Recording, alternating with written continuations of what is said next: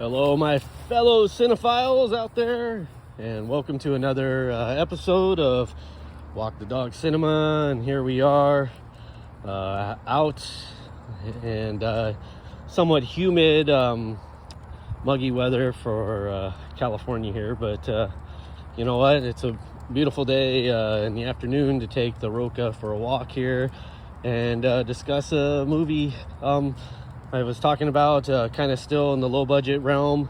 Rankin and Bass's The Last Unicorn, and yeah, just kind of still staying in the animated area, kind of touching upon, believe it or not, anime. This is Hara's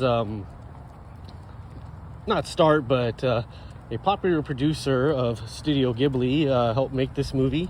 You'd know him if you've ever seen Grave of the Fireflies. If you've never seen that movie, I say take a gander at it.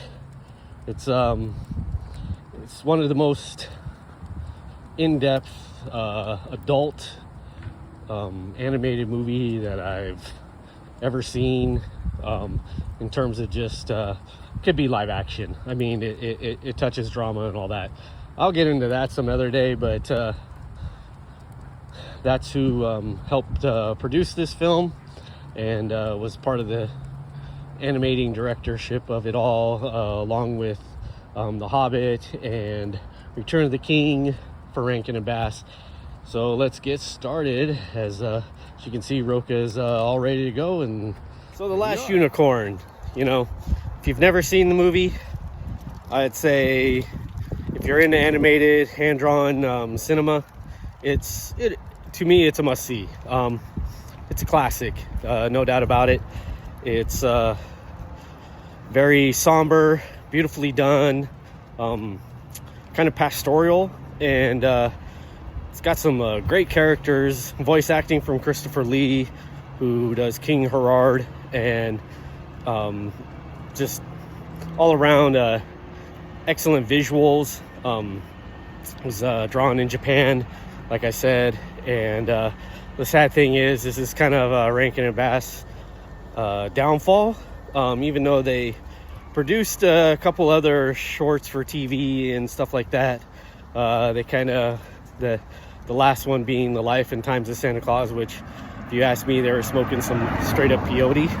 If you've ever seen that special, it's quite out there, which came in '85. And that was kind of the last of all their stuff, except for maybe producing Thundercats, and that's about kind of it, you know. But from a theatrical standpoint, they made no money on this, and they sunk not a pretty penny, but it was low budget in that regard. But again, touching on the themes that I did from the Looney Tunes movie that was just made, you know, you can get really sumptuous drawings and great art direction on very little. And I'd kind of love to see Hollywood return to some of that element. I know we see it for TV at times and things, but you know, if you're an aspiring animator, especially in the 2D realm, but any kind of animation, I would, this is kind of one of those movies as a student film to watch. Get a lot out of very little, from character arcs. I'm going to get into some,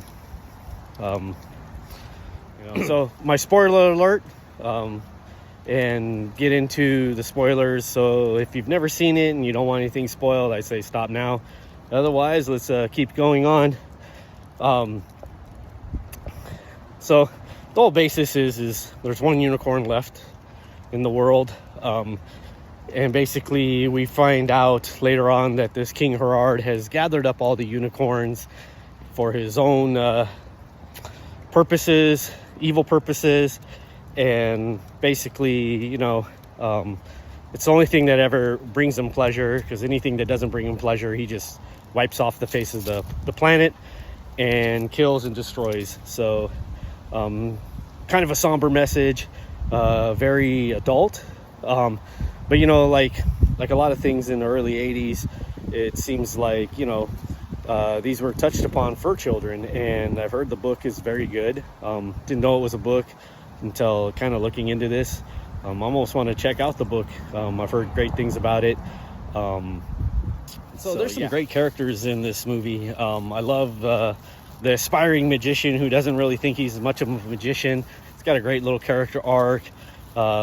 Gets introduced to essentially kind of this Maid Marian like woman who's with this wannabe Robin Hood in a interesting scene where he does conjure up magic, and thanks with help from the unicorn, but still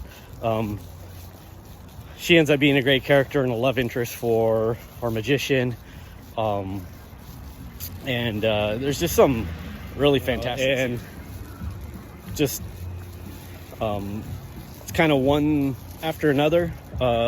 Really starts off with this kind of witches carnival where she makes people see what they want to see, like manticores and harpies, except the harpy ends up being real in a really cool sequence. But that sequence really kind of shows, reminds me a lot of Spirited Away, which came much later after this. So you can see some of the influences that Hara had on Studio Ghibli. If you've ever seen that, you'd really notice it.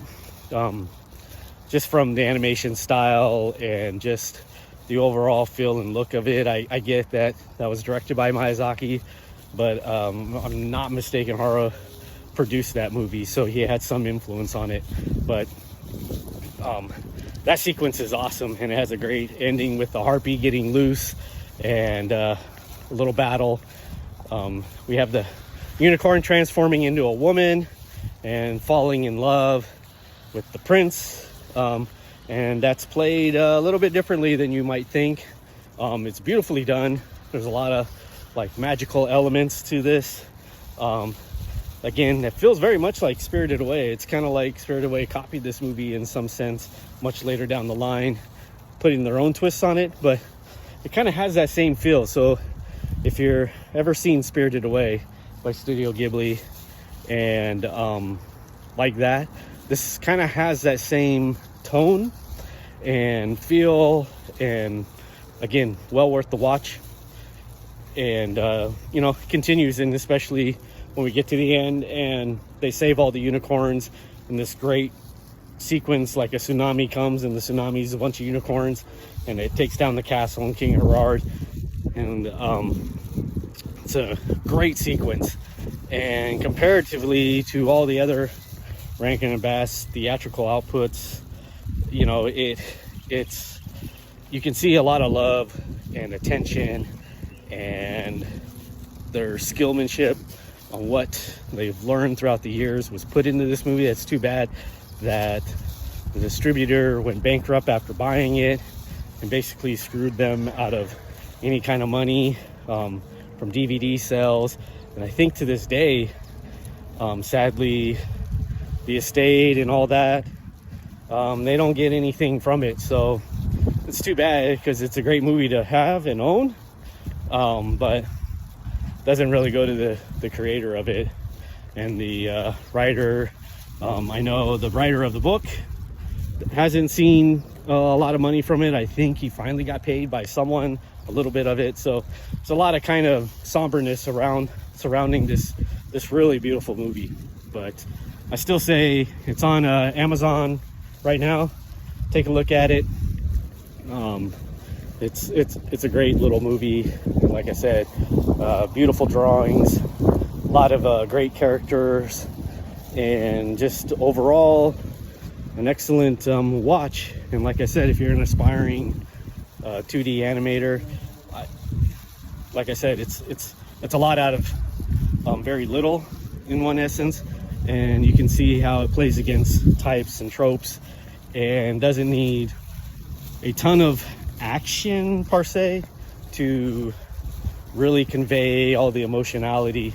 It just needs ideas, and great ideas, to pull off, and just great character work. And it works for animation just like it does for live action, and sometimes even better. It's a great sequence again with the red fireball who keeps all the unicorns at bay, and it's a great villain design. It's very menacing and very real, but at the same time very exciting, and just well done. So kudos for a little mini classic there. A lot of fun. Check it out. Let me know what you guys think out there about The Last Unicorn, and we just keep moving on this movie journey. And I'll talk to everyone later. Subscribe if you really like the stuff, and again, leave comments about any movies that are out there you'd like for me to review or look at, and let me know what you think. Have a good one, everybody.